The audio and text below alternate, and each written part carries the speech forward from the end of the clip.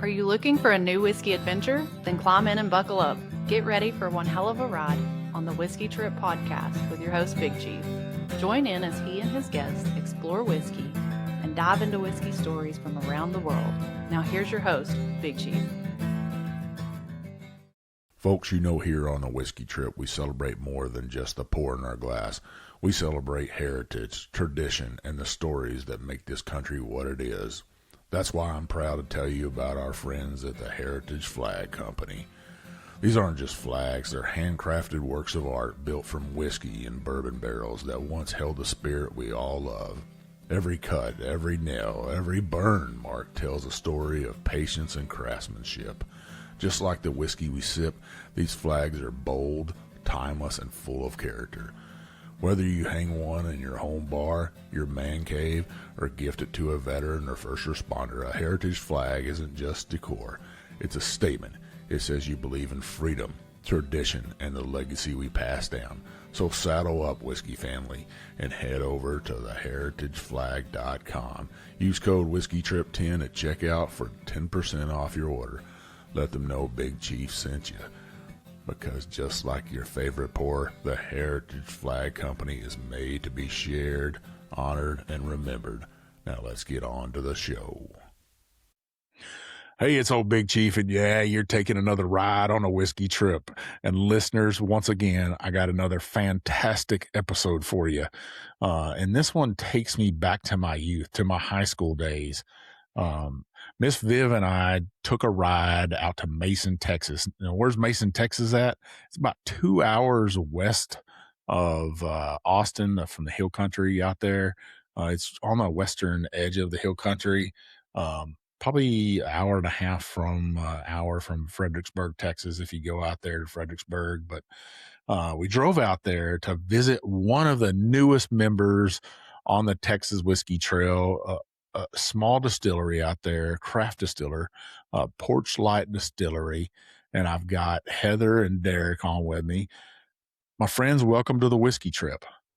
Thank you. Howdy.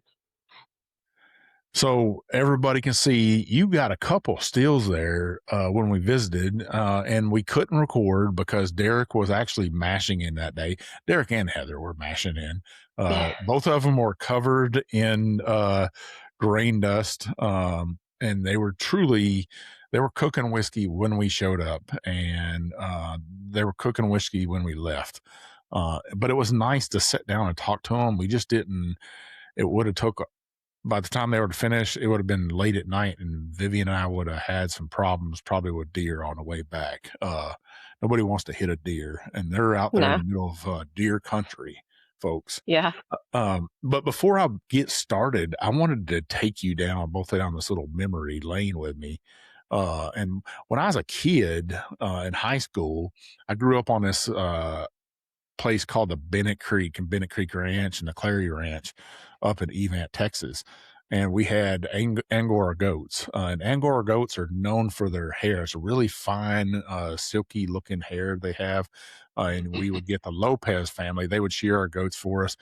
But we always looked for the best price for that. We would store it until we could get the best price. And my stepdad would send us down to Mason, Texas. And you guys actually had a Mason Wood Mohair warehouse. It's over on Broad Street over there. It's not open anymore, but we would go down there and sell our Mohair. And then we would go over to what the building you're in right now was a Reardon Feed and Grain. And we would go back and load up with feed and then would go back to the ranch. It was almost an all-day affair. And when I was a kid, I got my driver's license when I was 14 years old. It's called a hardship driver's license. So while the parents work, the kids could go and they could go do ranch work sometimes, especially on Tuesdays if you have livestock for a sale barn, or you needed to go sell mohair or go get feed and stuff. So it was cool walking in there. And I told you guys, I was like, man, I think I've been in this building before. And I was looking around, and then we walked, you guys are right next door to a winery in the same building complex. And I was like looking around. I told Derek, I said, I think this used to be a feed store. Yeah. And it was kind of neat reminisce on those days, the early days of Mohair. Mohair is a big thing, and Angora ghosts were a big thing in the 80s and 90s in Texas. A lot of suits, coats. It's not cashmere, but it's like cashmere, very high grade material that comes from these goats and stuff. So it was nice to take a kind of a trip down memory lane, and we drove around the building because you were on the only one-way street in Mason, and we drove back around on Broad Street. And I told my wife, I said, "Hey, that's that building we would take Mohair to," and she was fascinated by that. So I got to say thank you both to let me take that trip, that memory that whiskey once again brought out. And I'd even forgot about taking off from school those days and going to sell Mohair. And listeners, I know you're thinking, I haven't let Heather and Derek talk yet, and I haven't drank any whiskey, but I do have their whiskey in my hand. Give me a couple bottles here. This is their bottle right here. Of their Porchlight Single Barrel Bourbon whiskey. So how do you guys are from West Texas. You're not from Mason. You were in the oil business and then the water well drilling business and did all kinds of stuff. How do you come about saying, you know what, I think I'm going to make a bottle of whiskey and we're going to take this little journey? How do you talk Heather into that, or did she talk you into it? No. So when COVID hit, we started watching TV, and Derek started watching moonshiners, and he kind of really got interested in it and the whole process of it. And so he told me, he goes, I think I want to open a distillery one day. And I laughed at him. I was like, okay, sure. And he kept watching it and kept telling me over and over, I really want to do this. I think we can do this. And so we sold the drilling company, and we knew of a house for rent here, and we flipped a quarter, and that's how we wound up in Mason. I mean, we know some people that live in Castell, but we landed here on a quarter flip, literally. Wow, a quarter. Yeah. I got to tell you, a quarter. you had to spin it, right? Probably. Yeah, it's probably long gone. Probably. I love it. Miss Viv and I have flipped quarters before. One time, just on a trip, we we lived up near Cincinnati, and coming out of Cincinnati, you can either go on 71 or 75. There's a big Y there that splits off into two interstates coming out of Cincinnati. And right before then, I said, flip a quarter, and if it's heads, we'll go to Nashville, and if it's tails, we're going to go to St. Louis. And we ended up going to St. Louis on that trip. That's what won out. And I don't know why, but we let that quarter decide our fate. And we were in a snowstorm. We should have went to Nashville instead, but we made the best out of it. Those best trips, those quarters, sometimes they can take you down some great paths. So you guys have flipped that quarter. You had a water well drilling rig, which, water is probably worth more than whiskey right now in West Texas. And there's over there biting her lip. But we got an air conditioner right here. There wasn't all on the drilling rig. Oh, for sure. I was so happy to see it go. Did not expect to add floor hand to my resume, but helped Derek drill the last 8 wells. Just me and him. So how do you to see it go. How do you decide to, you do open up a distillery from watching moonshiners, which there's been several people that have that same story and stuff. Why Mason, Texas? Just the opportunity. I had the opportunity to get out of West Texas and get into the hill country. Down there where there's some green and trees. And water. You got the river right down the road here. And it just, like I said, had the opportunity, and we took it. It was scary. Yeah.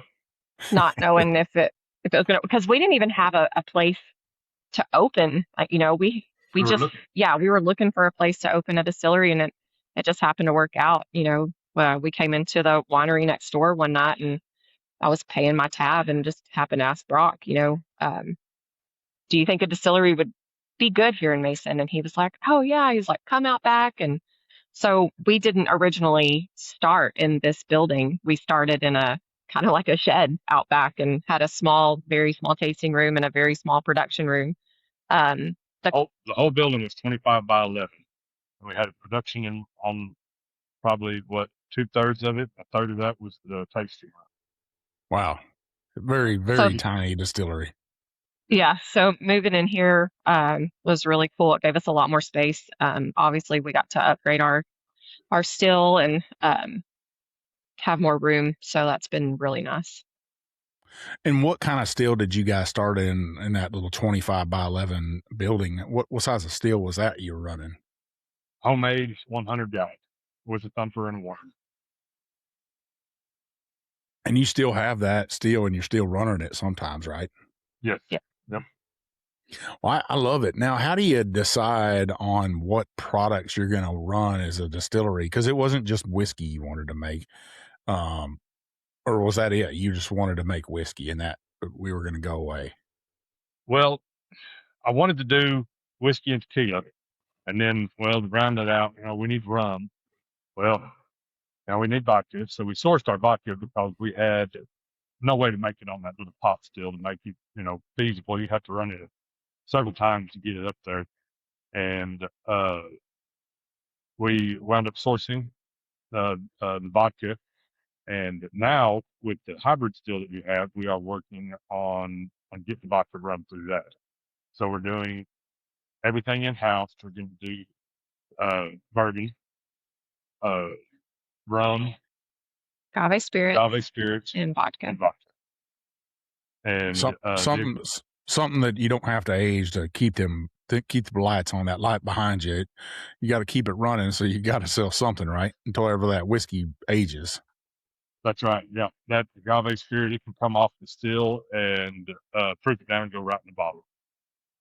Now, the whiskey that I'm sipping on right now, this is a 95 proof single barrel. This is actually your barrel number 5. And this is bottle 18 right here. What can you tell me what the mash bill is on this right here? It's 52% grain, or 52% corn, and the rest is split between the 24% wheat and 24% barley. So this is a wheated bourbon, which is going to take a little bit longer. Why wheat and not rye? It was just a guess. We came home from the hill country one night and I asked him, I was like, can I just try something, and just guessed and it worked. But we age in 5-gallon barrels. So not all of them, but when we first started, we age in 5-gallon barrels. So if we go, a year, it's too dark, it's too oaky. And so that's why we age it for about 8 months and finish with French oak chips.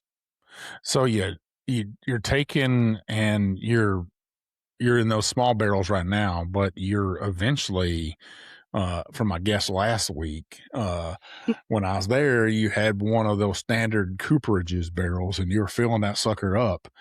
Yeah. Is that the goal, is to fill up those 53-gallon barrels eventually, correct? Correct. Yeah. We also have some 30-gallon and 10-gallon aging as well. The 126 proof that we pulled out of the barrel, that was from a 10-gallon barrel. But is the goal to eventually go to all 53-gallon barrels? 53, probably a few 30s in there. Maybe if we have the good thing about 5-gallon barrels is if you want to do an experiment, like I filled a barrel of honey today from Thames Honey, and it's not as expensive as filling a 53-gallon barrel. So the experiments that we do, they happen faster and they don't cost as much if it doesn't turn out good. That's so minimize risk. Well, you got to minimize risk. That's what I do for my normal job is I'm a risk analyst for the U.S. Coast Guard, and I know all about that. And that's a lot of people out there like, man, you analyzed me when you came in the room. I sure damn did. I thought about everything bad could happen, but A question for you guys: why Mason and not, Fredericksburg or Austin? I don't like the big city. Mason's a big city to me. I come from a town of 25 people. Like I said earlier, we know some people in Castell, and there was a house available for rent, and we were tired of just being in the dirt, working out in the dirt, being in, not that the heat's any different, but well, I guess it is. It's a little more humid here compared to West Texas, but we were just ready for a change of scenery, really, and we both loved the hill country, from, I guess, vacationing down in Fredericksburg. I like the small town of Mason. If I need the big city, it's only 2 hours, so I don't really mind the drive. Yeah. And another thing about a small town is, you can make a phone call. I had that IT guy. He'd come out, lickety split. So you got Well, to take care of. everybody's family in a small town. Everybody knows everybody, and you're right. And you can get help right away. It's not like you're lost in a big city sometimes. The next question for you would be, why the name Porchlight for your distillery? Where'd that come from? Just drinking under a porch light, it's really where it came from. I just told Derek that one day. I was like, why don't we name it Porchlight? Those moonshiners, distill under the moonlight. So Why not Porchlight? It's stuff. Well, that makes sense. And they always say, don't change your branding, don't change your name. And I've asked you guys that. I knew the answer, but I knew my listeners and my viewers wouldn't know that. And I wanted to put that out there. And I'd love to one day pull up there to Porchlight Distillery and see a big giant wooden door out there in that building that looks like that. Hopefully you can find one on Facebook Marketplace and ain't too expensive. Because you guys are true bootstrappers, right? You are doing this from the money you made from selling your company, and you don't have big bank investors that are bankrolling you, right? no, Just us. literally just us. So every grain, every bottle, everything has our fingerprints on it, just ours. Yes. But labeling by hand. I mean, grinding the grains. We don't have a fancy grinder. We don't, we grind it out at our place and, haul it here. And you saw us, we have to load everything by hand. So it's a lot of work. The red buckets are prominent around here. I was laughing when I was in there because I was like, man, it's like 62 degrees there. It's a meat locker. But Derek, you were in there sweating back there, putting, cooking up a mash and stuff. Has there been any point, because you guys are really, really, you're like juvenile distillers when Yes. it really comes down to it and stuff. And you make no qualms about that.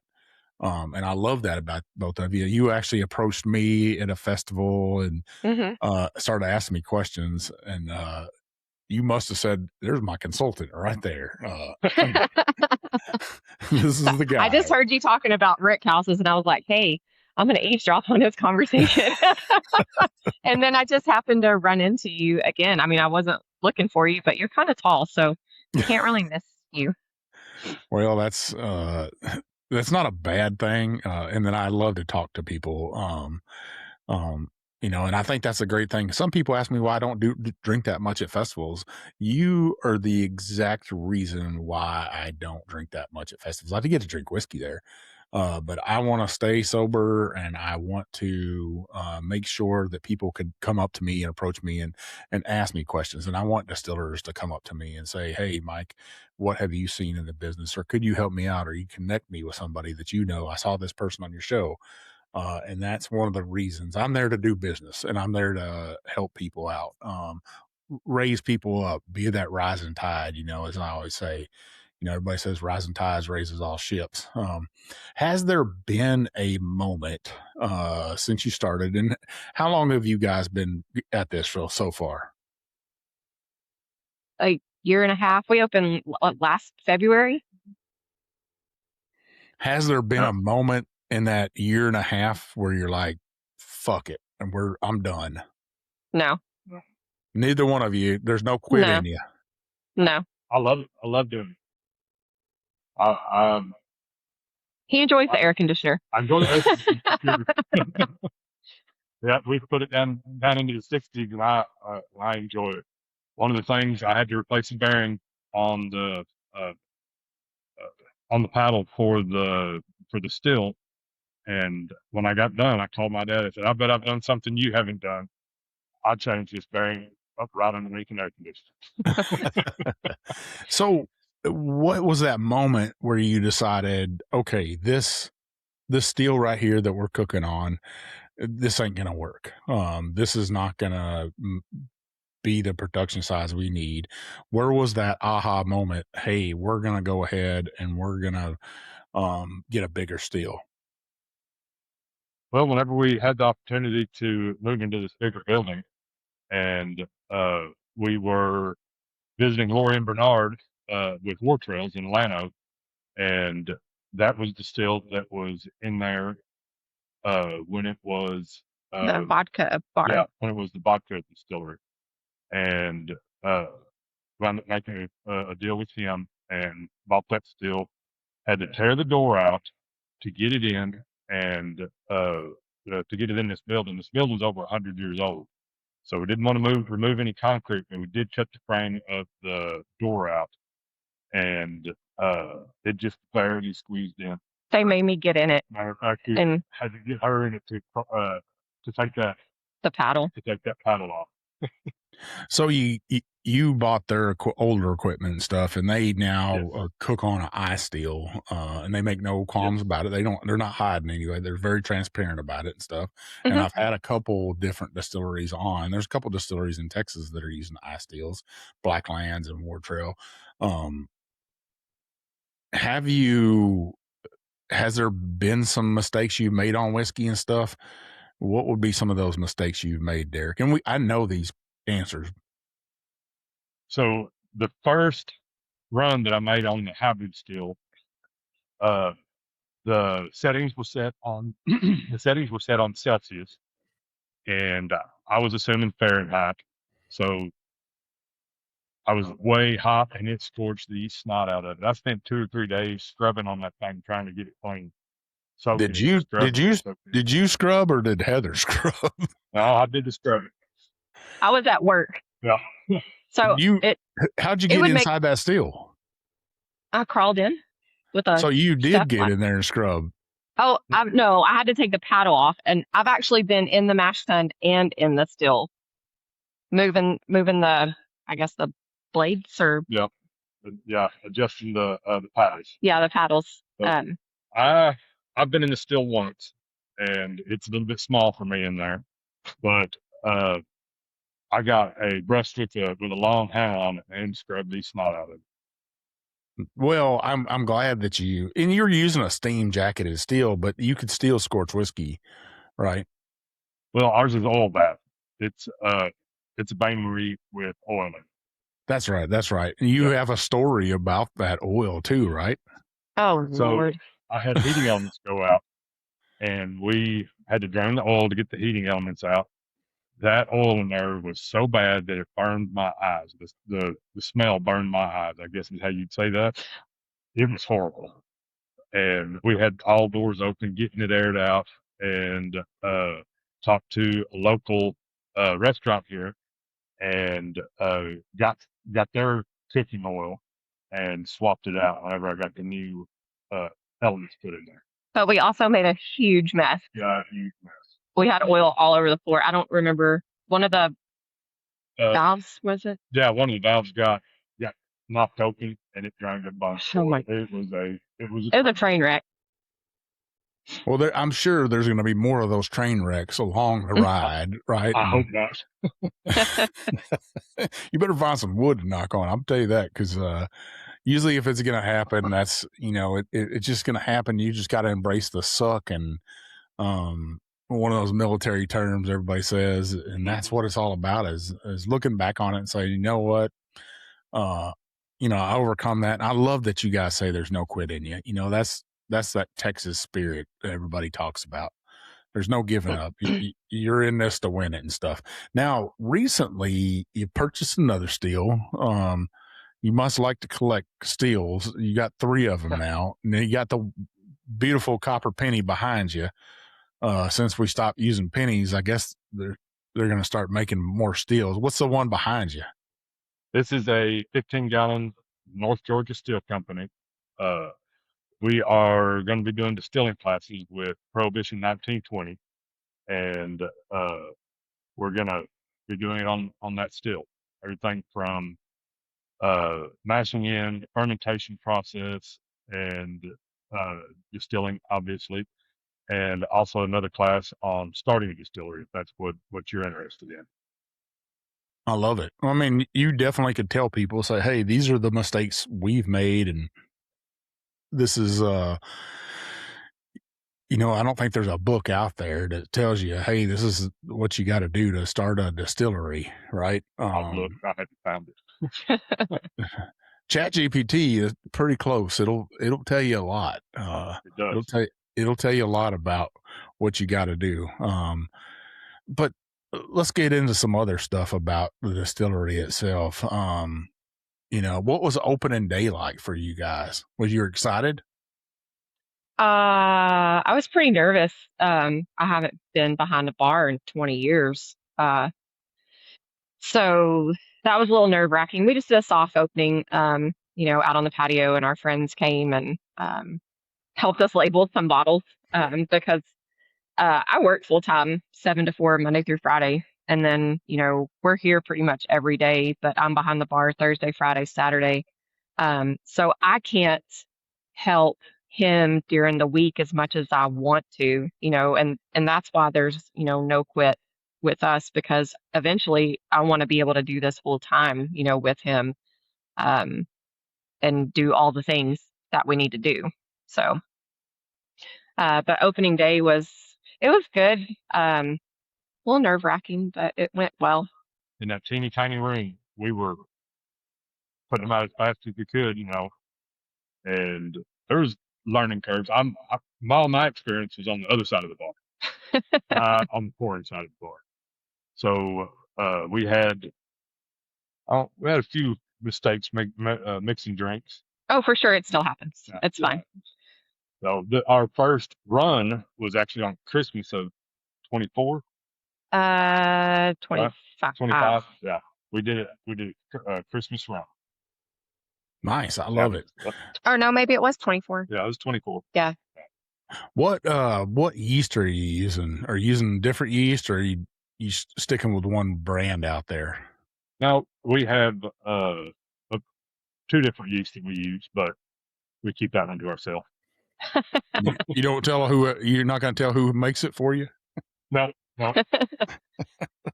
And I would like to be able to propagate my own yeast instead of, spending as much money as we do on yeast.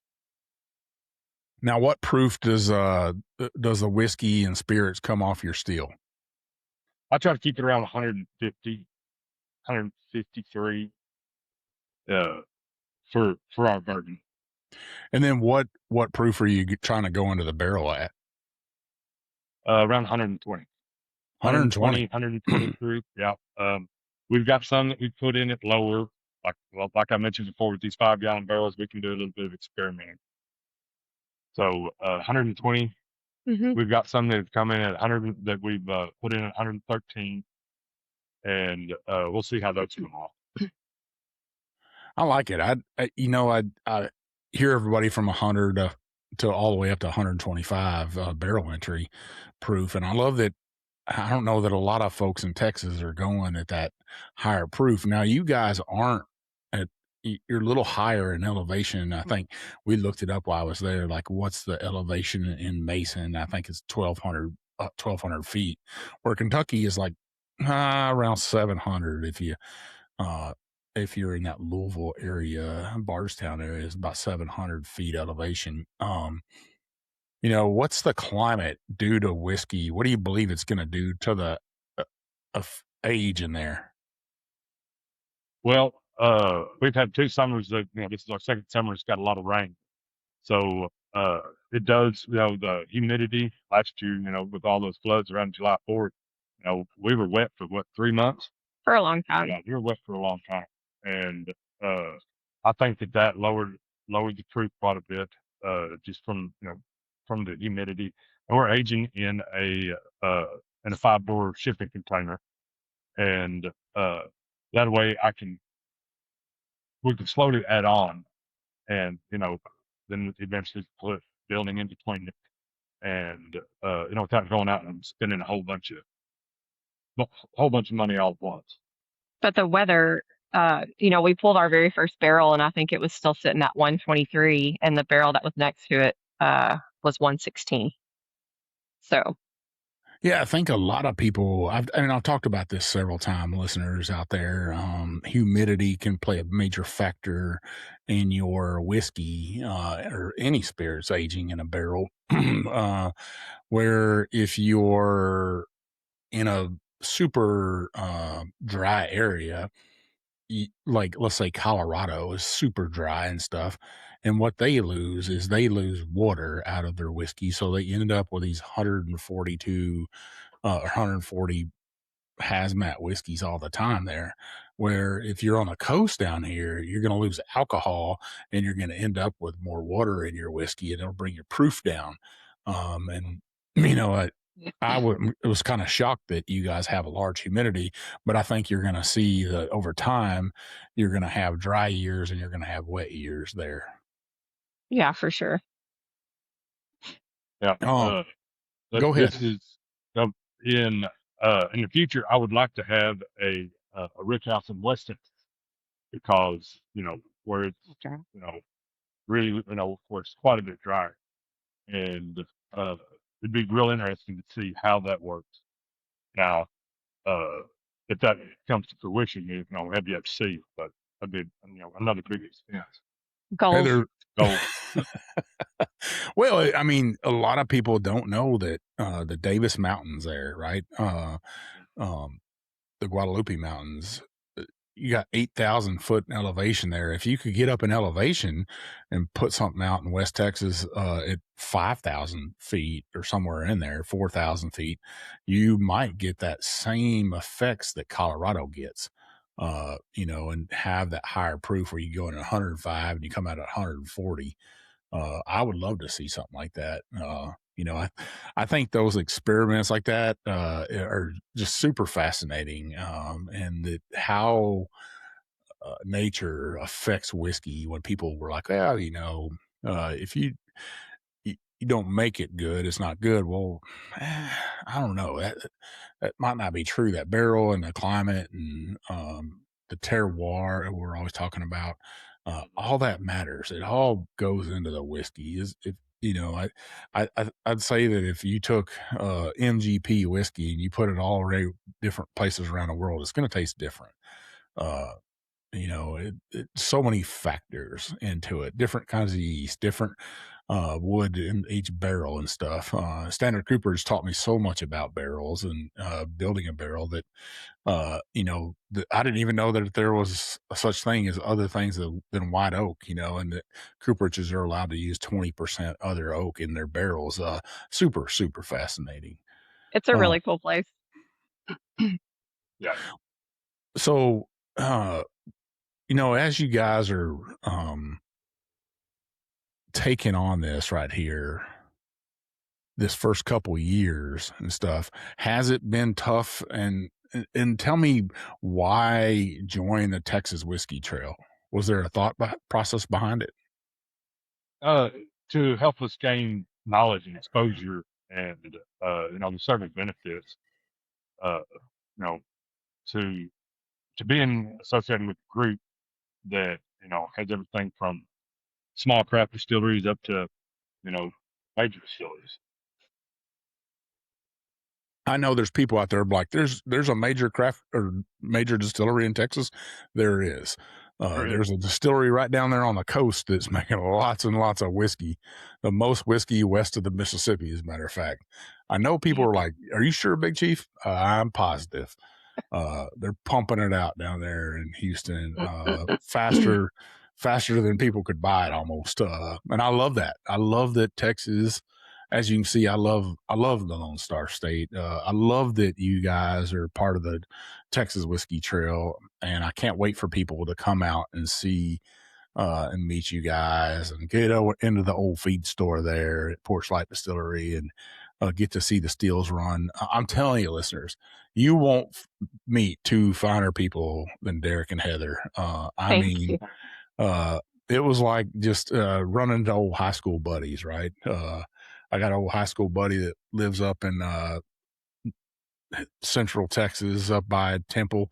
And every time I see him, we carry on a conversation for hours and stuff about the good old days, but what we're doing in life and stuff. And that was how me and Miss Viv felt about you two, was getting to sit down with you and talk to you while you were working. Cause you Heather, you had old Derek just pouring with sweat that day. I was cracking that whip, man. Hey, I helped. Well, we're up against the first half. And I got a bunch of other questions. Then I got a speed round for you guys. Oh, Lord. Of questions. But on the second half, we'll talk about the future of Porchlight Distillery and what you got coming up and hopes and dreams and where people can find you. And then we also got a giveaway for you, listeners. Come on. It's almost 66 weeks of doing giveaways. Would you doubt old Big Chief's going to let you down this week? Hell no. And that's thanks to Porchlight Distillery, Heather and Derek. They put a bottle on my hand and a cap, and we're going to give that away on the second half.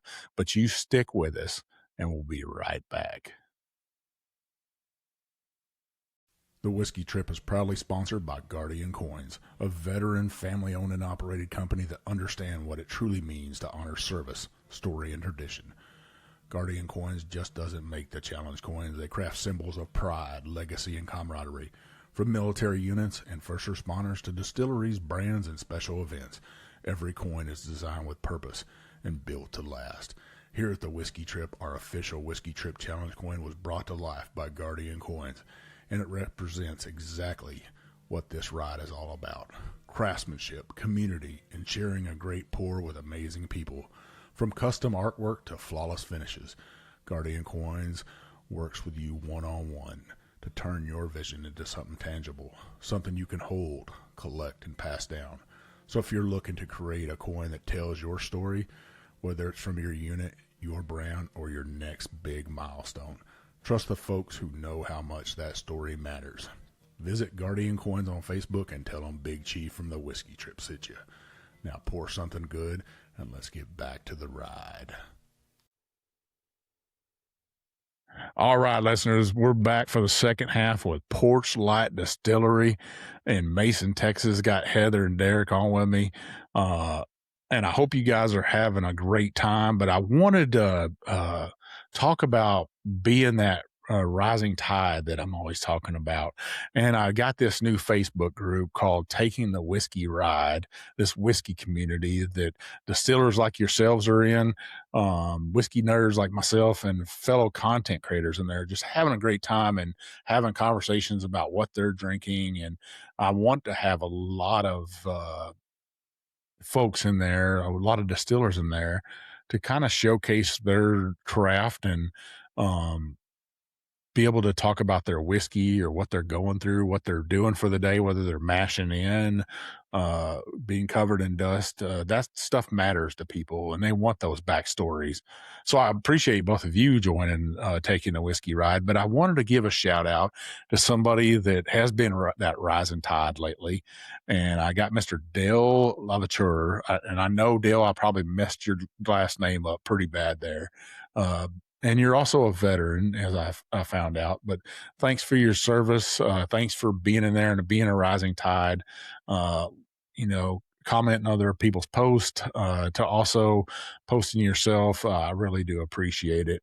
Another shout out, and I know he's going to get embarrassed about this, but Jared Port, he's selling these little glasses in there, these Glencairns, but they're black. He can make a clear one for you too. But if you'll check that out right there, he sent me one of these, pretty nice. He made a post in there about if you want to buy something from him, he's got a laser engraver I'm sure his wife would appreciate. He could recoup some of that money on making these right here. But if you want to make some glasses from the group, Jared's the guy. This is the official Taking the Whiskey Ride logo right there.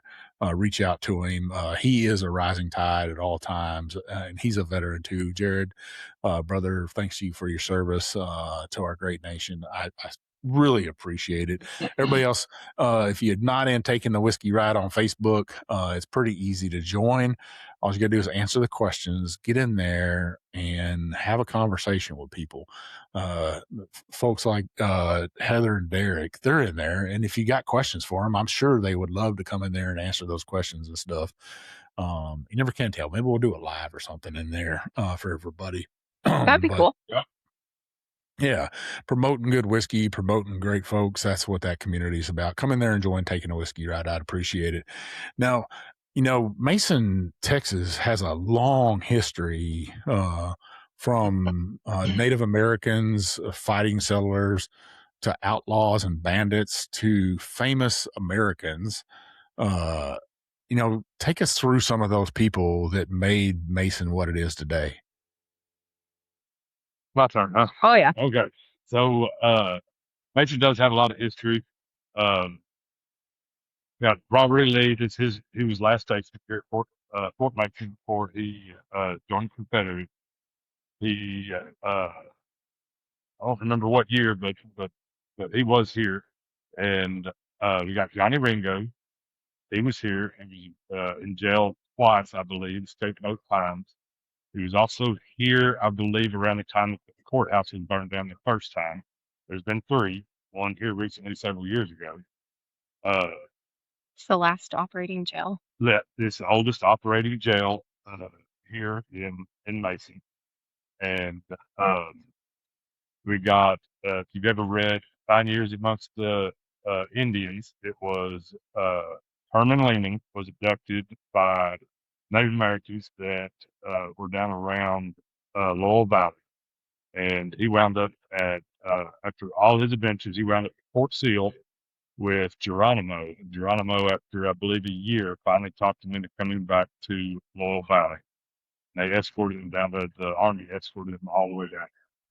And then you have topaz that you can only get here in Mason. Some of the ranchers, I believe, used to let you do digs, and they host a dig maybe once a month or once every couple of months, but they set that up and you can sign up, and one of the ranchers here will let you go out and you can dig for your own topaz and whatever, I guess, gemstones that you can find. But the biggest piece of topaz is here in the small museum that we have, so that's super cool. Yeah, I was checking that out. It was loaned from the Smithsonian. The Smithsonian bought it for some ridiculous price, like $200 or something. I don't remember what the price is exactly. I don't know. Probably wrong about it, but it's not worth that much. I thought it would be worth like millions of dollars, but I guess it's worth something. It's like $200,000, which is, I'd take that. If you want to give me $200,000 for my stories, I'll give you a story for $200,000. But Yeah. because that's all I have to offer is a story for you.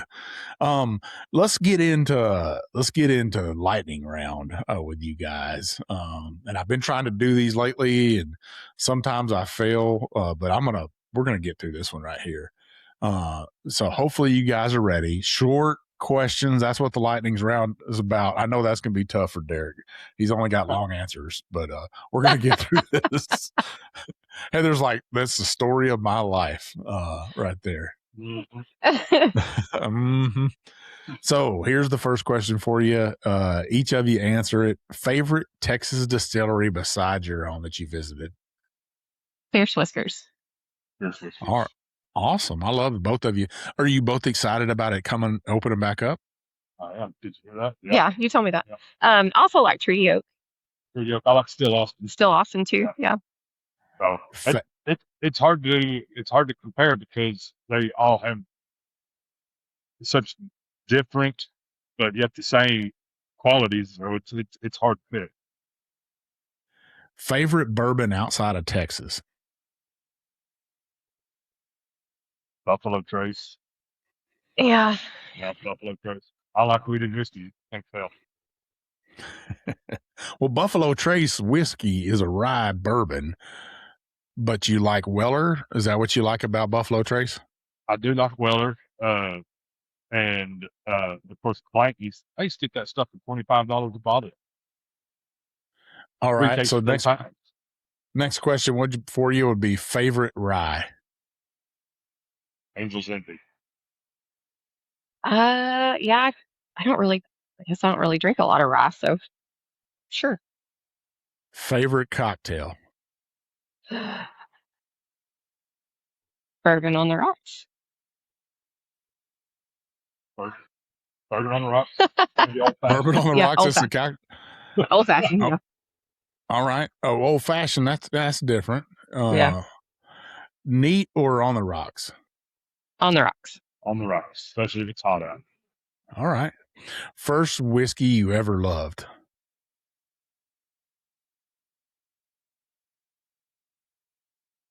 I love me some Four Roses. My granddad used to drink Canadian Hunter, and for that reason, well, my first whiskey probably drank was Canadian Hunter. That you loved? Because of my granddad. I love that story. We'll pop up that photo of some Canadian Hunter. I love when people reminisce about whiskeys that they had. And that was your answer for the next question. What was your first whiskey? But Heather, what was your first whiskey ever? First whiskey ever that I enjoyed drinking. Probably Blanton's or Maker's Mark with him, honestly. I didn't really drink bourbon or whiskey before I met him. All right. Whiskey that changed your life. This is a softball for you. Both should have the same answer. Porchlight. There you go. There you go. Good For Lord. sure. A dream person to share a pour with. He knows. He lied? I don't know. With my granddad, who's passed. Yeah, Yeah, my grandparents. for sure. George T. Stagg. I love it. One bottle you would save in your house before it was catch on fire. One bottle. Yep. I would honestly probably run to our barrel proof. I like barrel. I like the higher proofs. I have one of Iron Roots, one of their I don't know if you'd say one of their older bottles. One of their bottles was their White Dog from, I want to say 2012 to 2013, maybe earlier. Mm-hmm. Probably grab that one. Awesome. And I love it.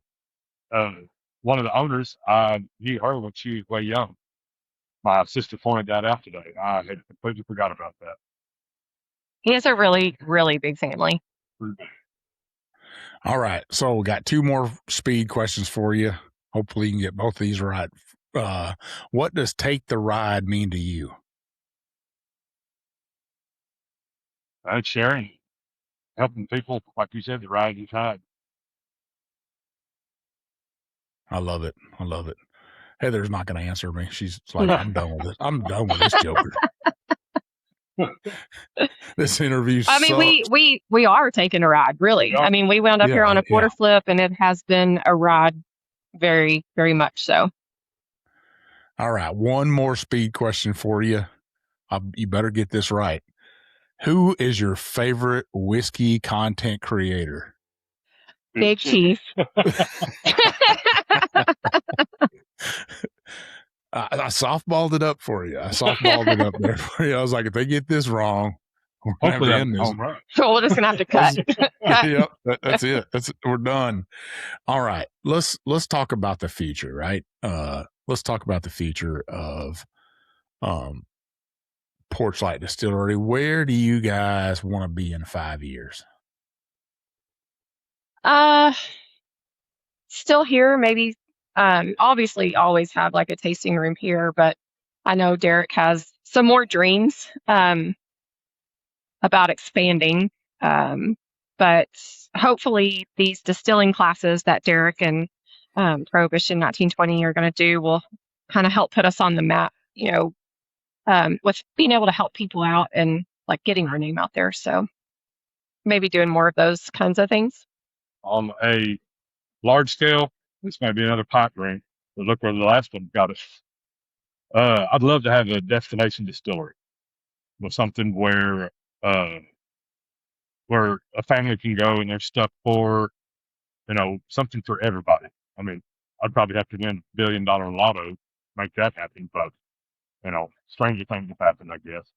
But I would love to expand and have a bigger operation. I don't want to stay small forever.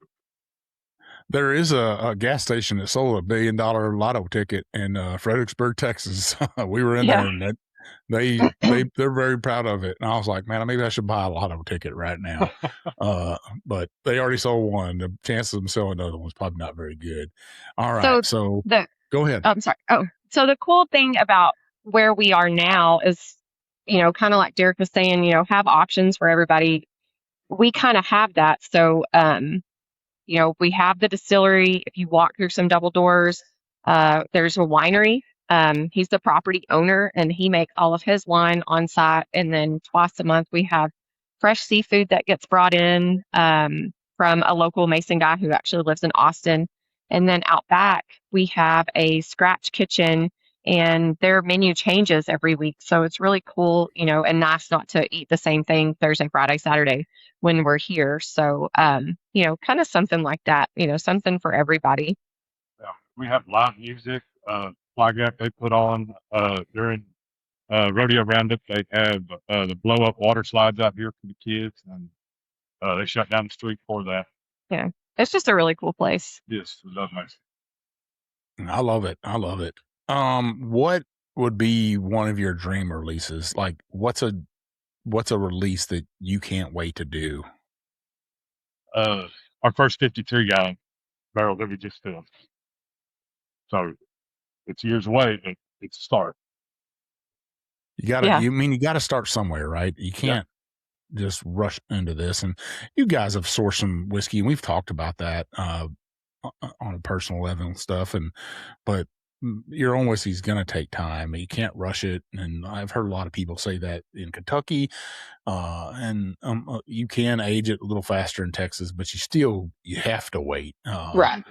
And I hope you guys will wait till the right time till that whiskey is exactly right, and then release it. And hopefully old Big Chief gets to taste it. I would be honored to taste that 53-gallon barrel, because I was there when it was getting made, and that means something to me right there. Are you experimenting with different grains than just wheat and corn? We plan on doing the rye, and probably try some red or blue corn, and maybe do a triple malt where we have malted corn, wheat, and barley. Are you ever going to try to get to a bottled and bond?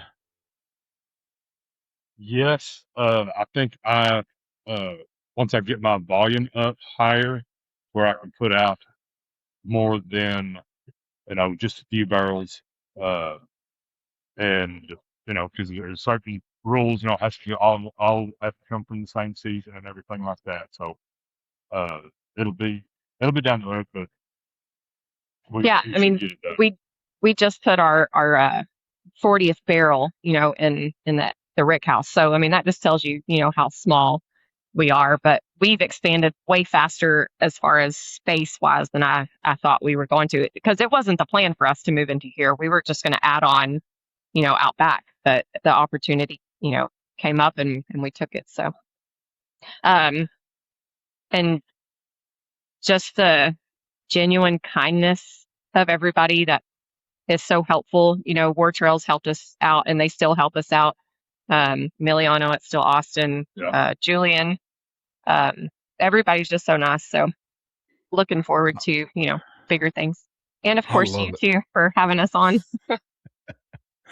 I'm always a phone call away, it seems, for some friends out there, distillers, and you guys have become quick friends. And somebody asked me, they're like, "Why would you have Porchlight on there just getting started?" And I'm like, I don't think you guys realize, number one, what it takes to become a distiller, but um, I gotta give a shout out to Heather and Derek, because every time I've asked them to help me, and you're like, "Well, how would a small distillery help you, Chief?" Well, I'm trying to grow myself, and they have a plethora of friends across America, and those friends can help grow my podcast. More listeners, more followers. It helps me grow my show, and I'm ever appreciative of people like Heather and Derek. So never look down on somebody and say, well, they're new to the game. They don't have the numbers, or they're not selling the whiskey yet. Everybody's got to start somewhere. Jacob Beam, he started somewhere. Porchlight Distillery, they're a year and a half old, but they're starting, and it's fair to them to tell their story, their dreams and their aspirations. And I hope everybody will go there and visit. If you're in Fredericksburg, Texas, take that extra time and go out there. You got some time, go out there and visit them. I guarantee you're not going to find two people that are more salt of the earth to me, and that matters. Speaking of good people, my friends at Frontline Heroes Outdoor, old Preston Wall, he's trying to help out veterans and first responders, ease their stress in life. Some of the stuff that haunts them, he's trying to help them out with that. What they're trying to do is take veterans like myself, frontline heroes, first responders. He's trying to take them into the outdoors, going hunting, fishing, hiking, movies, barrel picks, doing all kinds of crazy stuff. I'm going to pop up their QR code here. You'll see it there with their logo. If you want to give $5, $10, $100, $10,000. If you win the lotto for $1 billion, I'm sure that Preston would take $1 million of it. But I would appreciate you supporting this organization, this charity. I know Preston and the veterans and the first responders out there that enjoy what they do would appreciate it too. One last thing, what I'm trying to do is I'd love to see drinking and driving, DUIs eradicated in the military. Another organization, I'll pop up their QR code and their logo so you can see it, is Whiskey Valor Foundation. My friend Lewis over there, he is a veteran. He's a Marine. I want you to give money to this organization and help eradicate drinking and driving and DUIs in the military. Very important to me. Is so many people out there either get killed or they get injured or they hurt somebody else or they ruin their careers. What Whiskey Valor Foundation is doing is buying Uber rides for people. Hell, me and Miss Viv have taken one of those Uber rides, and I wish that was around when I was a young man, to support us. I've lost friends to drinking and driving, and I would love to see it eradicated. So please, like I said, $5, $10, $20, $100, $1,000, $10,000. They'll take anything. The QR code's there for you. Pause the video, take a picture of it with your phone. If you're watching on the phone, use your wife's phone, use your spouse's phone, use your husband's phone. Heather, go ahead and grab Derek's phone and give today, right now, $100,000 to Whiskey Valor Foundation. Totally. I'm on it. I appreciate everybody's support in those two causes we have. So we're going to finish this up right here before we do this giveaway. A couple last questions for you guys. What's one piece of advice for someone that's chasing a dream? Keep going. It ain't always going to be easy. When it gets hard, that's when you push. But you always have to pick your heart too, Think about your bottle selection. That's a big thing that we did not think about when we picked our bottles. So that would be a good piece of advice. Visit distilleries. They're very open to helping. you know? And some advice we were given: do not engrave your bottles if you're making several different things, because if you're short on one and it's already engraved, you can't use it for another one. Yeah. That's the advice that we got. I love being a part of this community because everybody's, so gracious and helpful, and we're very thankful. So Yeah. Another question for you. I was getting stumped in that because you answered another question oh, because I was going to ask you about That's community, awesome. but hey, that's perfect. I love that because that's genuine right there. You didn't have to have me prompt you to say we love this community and the community is everything. Mhm. Why should someone make Mason, Texas their next whiskey destination? Small town charm. We have 7 wineries. There's a brewery. You can come check out the Texas Topaz. You can go on the river. There's a Dos Rios, I guess, camp. They have RVs and stuff that you can rent. There's Airbnbs here. We get a lot of people that come through, from Austin and Bernie and San Angelo, Abilene, that they love Mason just because it's a slower pace, like versus 45 minutes away from us. It's just so overpopulated, I guess.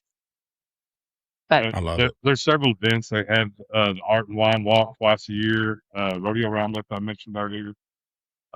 It fills the town and gives all the local vendors a good boost. so a local friend of ours, she took some of our Porchlight bourbon and made barbecue sauce, and she sells it at these events. And she brought in a lot of foot traffic for us. So, and I think she sold out pretty quick. It sold out pretty quick.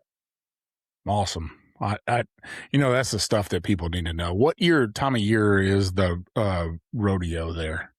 I think it's the second weekend of July. We can have to go out. Yeah, they shut the streets down. So if you're planning on coming to the parade, you better be up early and down here on the square. It's a fantastic parade. The chamber's doing a really great job promoting Mason and bringing more people to Mason. So we're really thankful for that. And, we have the water slides, like Derek said earlier, for the younger kids, and just all kinds of things to do for the family. It's a really cool place. What's one thing about Texas whiskey that the rest of the country still doesn't understand?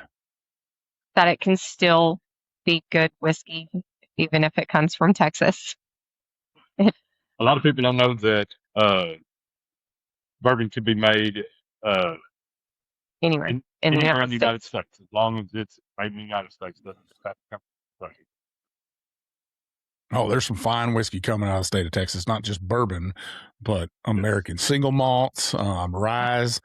I think Texas is, Texas was the first state to make a non-Kentucky bourbon, or it was a non-Kentucky bourbon to win best bourbon in the world, which was Iron Root.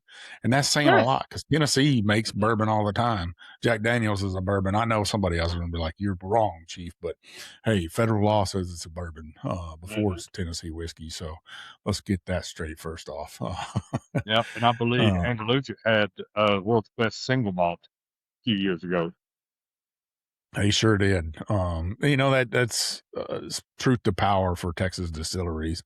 And I want to add to that is don't classify one Texas whiskey and make it all the Texas whiskeys in Texas aren't the same. They're all different.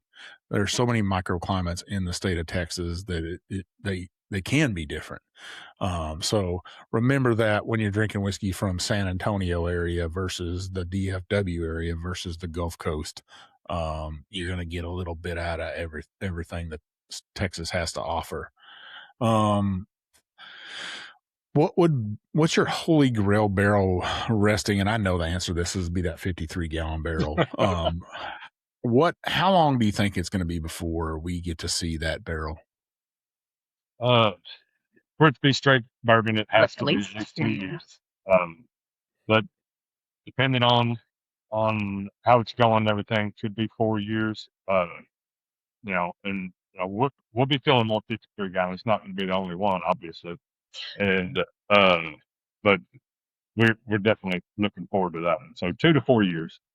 But the cool thing about Standard Cooperage is, they custom build their barrels. So I believe the barrel that we got, all the wood came from North Carolina. So it'll be interesting to see, once we purchase our next big barrel, if we can get, the staves and the heads made from a different location. So to just see how that different flavor profile comes through. I got some oak trees in my backyard. I might cut them down and take them up there to old Greg and say, hey, make a swamp barrel for me. These aren't white oak, so I don't think he'd want them. But, well, where can listeners find your guys' whiskey right now on the shelf? We have not got a distributor yet. We are working on it. But you can come pick it up here at the distillery. But you guys are working on a distributor for the future, right? Yes, Yes. we are. Very close. Yeah. Hey, go ahead. Oh, sorry. We plan on being at the Texas Whiskey Festival next year pouring our bourbon. So I can't wait to see you there. I know old Miss Viv and I are looking forward to the Texas Whiskey Festival for 2027. If Jake will have us, I hope he does. But we definitely got some plans, and we got some plans for either a Thursday night or a Friday night party that you're not going to want to miss. So stay tuned for that, folks.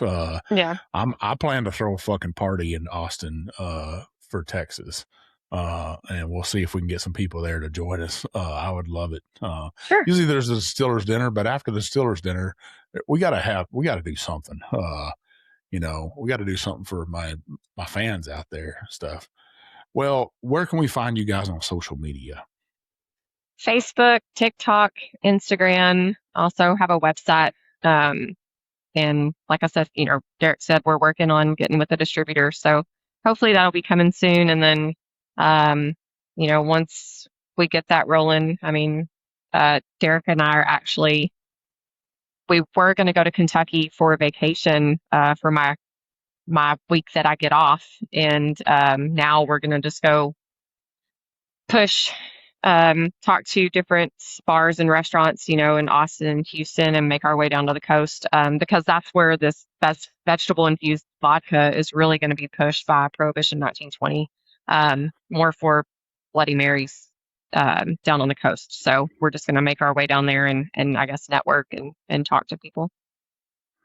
Well, hey, sometimes you got to make sacrifices to make things happen. Exactly.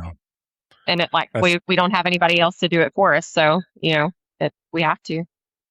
Well, and I told you guys that, and I hate to say this, but the only people are 100% going to care, besides Big Chief. I care about everybody, as you know. But the only two people that are going to push you guys are yourselves, and, that 100% truly that are invested in stuff.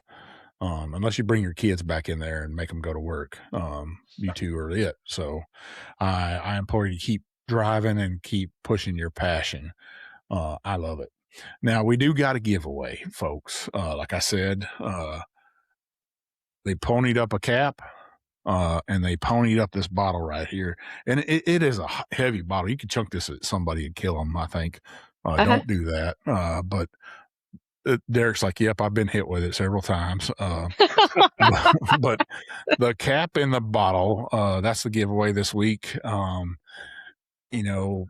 What are we going to do for this? Well, I want you to post an emoji of a light because you got Porchlight, right? That's what's on Instagram. So I'd like you to post that. I want you to tag 4 friends. Like I always say, tag 1,000 friends. Keep tagging them. I notice those people that unfollow me and follow me and unfollow me and follow me. But don't do that. Just keep following and keep tagging people and keep bringing them in. But I want you to also, besides tagging those 4 people, I want you to follow Porchlight Distillery on Facebook and on Instagram. Follow them over on TikTok as well. And follow the Whiskey Trip, obviously. Share and like this post. And then for a bonus, I want you to comment over on YouTube. Make sure you subscribe to my channel over there, but comment about this distillery. Tell me your favorite thing about this episode right here in those comments. I'd appreciate it. I know Porchlight would just appreciate it. I know Derek and Heather would appreciate it, but I'll run this giveaway all week long as always. And we'll give away this whiskey in this bottle right here to you. One lucky listener out there. But what do you guys think about that? It's a great giveaway. Yeah, sure. She's like, sure. You took Sure. my bottle of whiskey, Chief. No, sounds great. Maybe whoever wins, maybe we can send them some of our other spirits if they would like that. They can just get in touch with us. Yeah, I think. I mean, right now you got to go out to Mason, Texas, and buy their whiskey, folks. For Get sure. out there, support this craft distillery. Well, Heather, Derek, I appreciate you taking this ride with me, telling folks where they can find you at. Tell us your story. That's what it's all about. I want to be the Paul Harvey of whiskey, bring you the rest of the dram.